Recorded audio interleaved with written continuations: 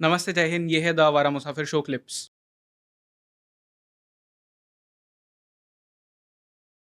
यहाँ पे 80s reference. और 90s में इनफैक्ट 89 से ये दौर शुरू हुआ, हुँ, जब सबसे पहले अंडरवर्ल्ड का मेनेस होने के पहले खालिस्तान का मेनेस था हुँ, मुंबई में।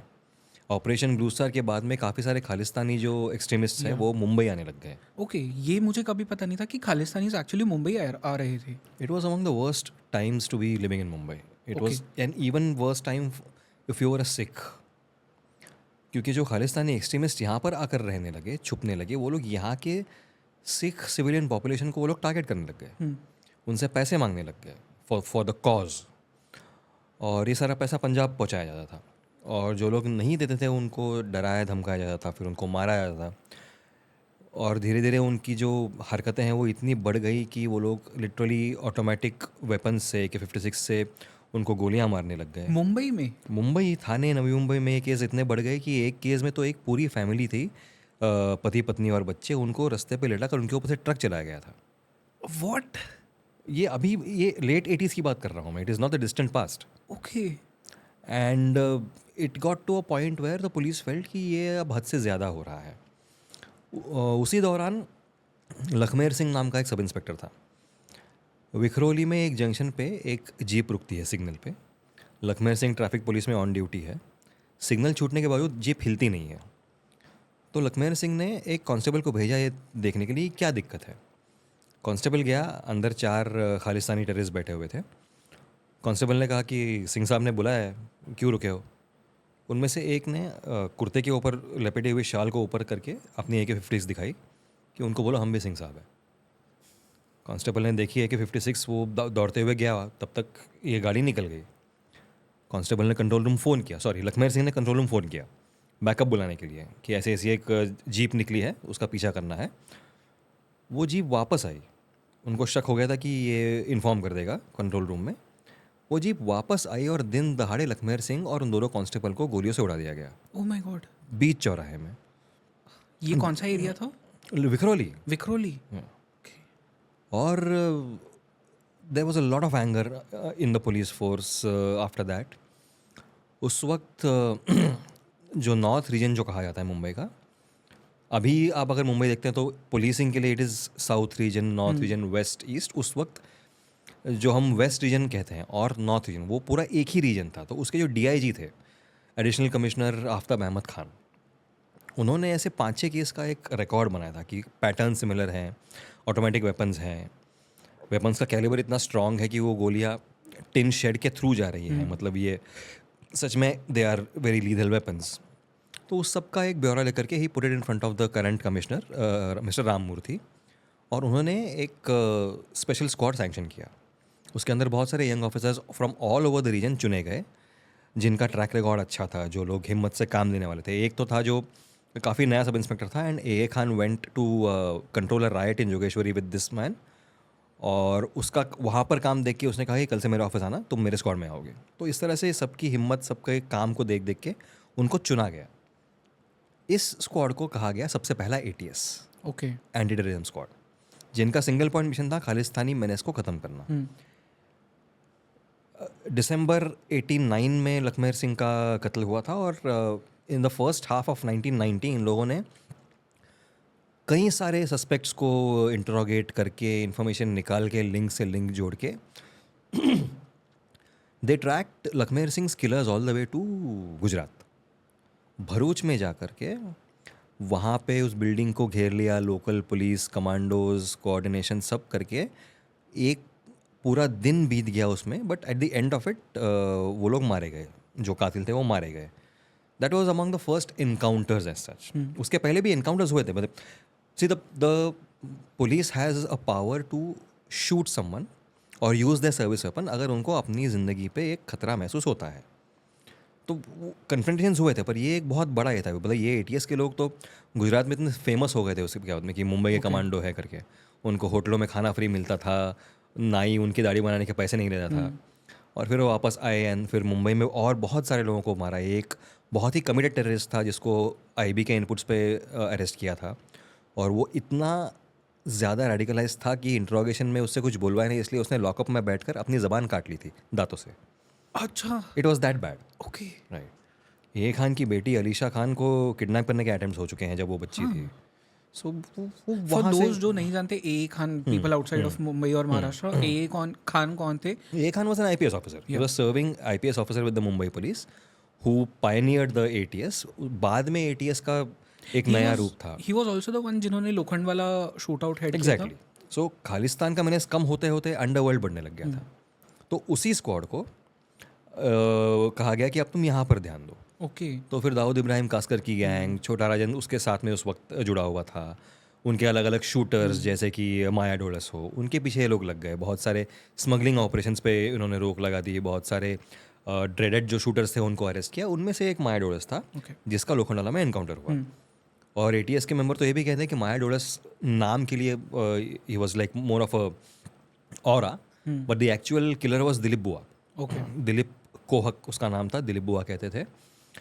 लोखंडवाला की उस बिल्डिंग में जब ATS की टीम पहुंची और जब उन्होंने दरवाज़ा हल्के से खोल के अंदर देखा कि कौन है, तो दिलीप बुआ कुर्सी पर बैठ के TV देख रहा था। और उसने एक सेकंड भी हेजिटेट किए बिना बगल में रखी हुई राइफल उठाकर फायरिंग शुरू कर दी। उसमें एक अफसर को हाथ पे गोली लग गई। MA कवि, मोहम्मद अब्दुल कवि नाम था उनका। वो कुछ ही महीने पहले उनकी डेथ हो गई। वो रिटायर हुए बाद में फोर्स से। उनको ये लग गए, फिर और एक ऑफिसर की छाती में गोली लग गई, उनको हॉस्पिटल ले गए थे। फिर बैकअप बुलाया, फिर वो पूरा कॉम्प्लेक्स घेर करके जो जो लोखंड वाला एनकाउंटर हम आज जानते हैं वो तब हुआ। उसके बाद धीरे धीरे अंडरवर्ल्ड की हरकतें और बढ़ रही थी। फिर ये ATS 93 राइट्स में जिस तरह उन्होंने हैंडल किया तो वो कंट्रोवर्सी में आ गई, एलिगेशंस हुए, वो डिसबैंड कर दिया गया। फिर क्राइम ब्रांच और पुलिस से जुड़े हुए जो नए ऑफिसर थे उसको बहुत ही फेमस नाम दिया गया है द क्लास ऑफ 83। या 1983 बैच के जो लोग पास आउट होकर धीरे धीरे सब इंस्पेक्टर API PI बन के जो आए, उनके हाथों एनकाउंटर होने लगे। And then they became the encounter specialist. The P gang, police gang उन्हें कहा। द P गैंग कहते थे, 83 के शूटर कहते थे, क्या क्या कहते थे उन्हें।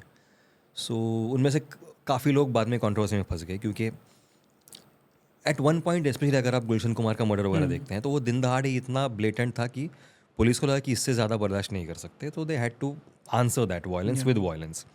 And I don't think anybody can dispute कि वो उतना एसेंशियल क्यों था उस वक्त। बट बाद में ये सामने आने लगा कि एक गैंग से पैसे लेकर दूसरे गैंग के आदमियों को मारा जा रहा है।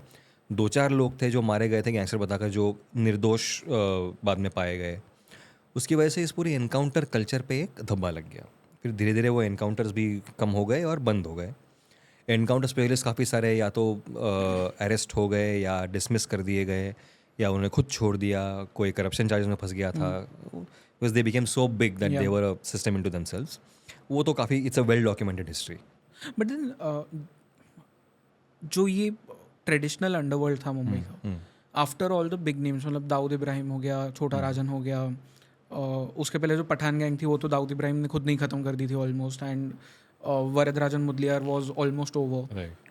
बट ये जो नई गैंग्स थी, डी गैंग जो थी, या उसके जो फ्रिंज एलिमेंट्स थे, ये सब जब मुंबई छोड़ के चले गए, Dubai, Pakistan, wherever they went, उसके बाद में यहाँ पे इनका जो एक क्राइम का सर्किट था वो किस तरह से चल रहा था? So they still have there people over here. They still do? हाँ, they still have there people over here. The अभी देखो, छोटा राजन जेल में है, राइट, अबू सालिम जेल में है, Dawood Ibrahim Kaskar is wanted, he is underground. बहुत सारे जो बड़े प्लेयर्स हैं वो लोग आउट ऑफ एक्शन हैं। There were some really powerful recruiters जो उनके थे वो जेल में है। इट्स नॉट लाइक जेल के अंदर से कारोबार नहीं चलता, but there is a certain limit on the activities. But yes, जिसको हम उस वक्त एक्सटॉर्शन कहते हैं, आज उसको हम प्रोडक्शन मनी कहते हैं। उसके सेट, उनकी डेट्स हैं, उनके कट्स हैं। अगर आपको कहीं पर एक नया प्रोजेक्ट शुरू करना है तो आपको इतना इतना देना पड़ता है, या उनके आदमियों का कॉन्ट्रैक्ट देना पड़ता है कम पैसों में। उस तरह से वो चल ही रहा है। So it's not like the flow of money has stopped, it's just less violent और it's more in understanding. But yeah that जो एक जो अमन है शहर में, it's a brokered peace. I always say this, it's a brokered peace. What does that mean? It means कि certain activities अगर नहीं करते हैं तो बाकी एक्टिविटीज़ हम चलने देंगे। मतलब एक्सप्लेन दिस। आप दिन दहाड़े लोगों को मारिए मत, आप चुपचाप पैसे लेते रहिए। अच्छा, दिस इज लाइक अंदर ही अंदर behind the it's a curtains. Very unsaid understanding कि जब तक वो कॉमन मैन को घर के लिए सामान खरीदना खतरनाक नहीं हो जाता तब तक बाकी सब ठीक है। Because it's not like they will stop paying you. तो वो सेटलमेंट, डिस्प्यूट सेटलमेंट के लिए तुम्हारे ही पास आते हैं वैसे भी, तो वो तुम्हारे हवाला से चैनल से पैसे पहुंचते रहेंगे और तुम्हारा काम होता रहेगा। And the common man will go about his business thinking he is living in a safe city, which he is to be fair. अभी वो ये नहीं है कि मैं सड़क पार कर रहा हूँ और कहीं से गोली चल गई, वो तो कम से कम नहीं है। So we have to give credit where it's due. But do you think कि ये जो डॉर्मेंट हो गया है अब, वो जो क्राइम बोलो सॉरी वायलेंस वाला जो एंगल था वो डॉर्मेंट हो गया है फिलहाल के लिए, ख़त्म हो गया। बट डू यू थिंक कि ये वापस आ सकता है कभी at some point? I hope not. I mean see, उस वक्त वो वायलेंस क्यों बढ़ा था? बिकॉज वो लोग पुलिस से डर नहीं रहे थे, वो लोग कानून से डर नहीं रहे थे। Today there is at least that fair in the mind of the common criminal कि नहीं भाई, पुलिस के हाथ लग गया तो पता नहीं मेरा क्या करेंगे। Is it because of the encounters? Absolutely yes. जो लोग पुलिस कानून या किसी को देखे बिना गोली चलाने की हिम्मत करते थे, आज वो लोग नहीं कर रहे हैं, क्योंकि उनको मालूम है कि अगर ऐसा होता है तो मेरा एनकाउंटर हो सकता है। तो देर इज़ नो डाउट कि वो सही था, गलत था, कानूनी था, गैर कानूनी था, पर उसकी वजह से दिन दहाड़े शूट आउट होने बंद हुए। या तो क्योंकि शूटर्स मारे गए या फिर जो नए लड़के थे उनके मन में डर बैठ गया।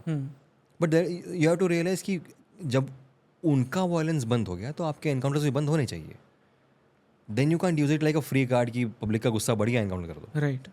आई थिंक बहुत सालों से तो एनकाउंटर्स नहीं होते। This Akshay Shinde case happened after I think Quite a long decade time, और quite a उसके long बाद time, हुआ है। yeah. ओके, बट देन आपकी जो डॉक्यू सीरीज थी ऑन डिस्कवरी पे थी, जी, डिस्कवरी प्लस पे मनी माफिया। मनी माफिया, उसके बारे में बताइए, because that is something very interesting कि मतलब किस तरह से आपने हवाला का भी जो टर्म यूज किया, lot of people still don't know कि हवाला क्या होता है एंड किस हवाला तरह is basically system of trust. ठीक है, आप दुबई में बैठे हो, मैं इंडिया में बैठा हुआ हूँ, मुझे आप तक पैसे पहुँचाने हैं। आपका एक हवाला ऑपरेटर इंडिया में है, तो वो अमाउंट में जाकर उसको देता हूँ। ठीक है, वो उसके काउंटर पार्ट को दुबई में फ़ोन करता है कि इतनी इतनी अमाउंट इसको पहुँचा दो। There is no return record, there is no transaction, कोई रिसीट नहीं है। तो वो ट्रस्ट पे चलने वाला एक सिस्टम है, दैट्स कॉल्ड हवाला। वो कहता है ना कि मैं इसके हवाले से कुछ भिजवा रहा हूँ, वहाँ से वो वर्ड आया हवाला रैकेट। ओके तो it is just a way of moving massive amounts of money without living a trace. Okay, अब जाहिर सी बात है, इसकी सबसे ज़्यादा ज़रूरत किसको पड़ती है? क्रिमिनल को पड़ती है, ताकि ट्रेस ना हो। जिस तरह डार्क वेब की ज़रूरत हैकर्स को ज़्यादा पड़ती है, हवाला की ज़रूरत क्रिमिनल्स को पड़ती है। तो ये सारा जो एक्सटॉर्शन का पैसा है, प्रोटेक्शन मनी कहो उसे, जो भी वो अंडरवर्ल्ड को जाता है, इट गोज थ्रू हवाला, दैट्स इट।